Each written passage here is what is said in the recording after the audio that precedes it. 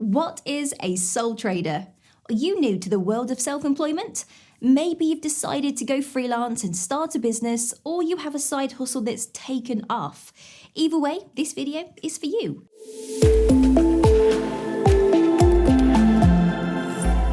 While you can choose a range of different business structures, today we'll focus on what it means to be a sole trader.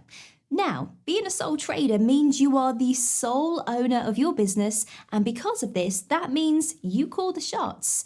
You might also hear lots of sole traders refer to themselves as being self-employed, which is just another term for being a sole trader. In HMRC's eyes, you really are the business. This means no dealing with company's house, no paying corporation tax, and no setup fees. Great if you are starting out.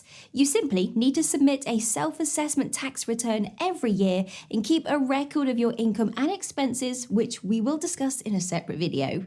Being self-employed gives you complete autonomy to run things how you see fit, which is one of the many perks of being your own boss. And whilst we're on the topic of perks, you will also get to keep all of the profits you make after tax too.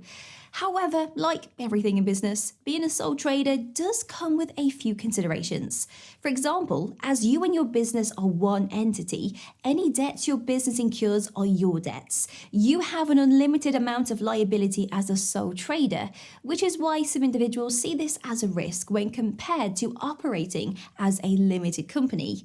As a limited company, your liability is limited to the company, so you cannot be held liable for any debts the business incurs.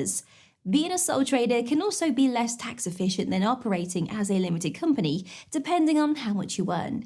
If you want some help deciding on what would be best for you, head over to the link on screen and check out our limited company or sole trader tax calculator. Now, if you want to operate as a sole trader, what do you need to do exactly? If you want to register as a sole trader, it's best to do this as soon as you start trading. The very latest you can register to avoid any penalties is the 5th of October in your business's second tax year. And there's one more thing before I go.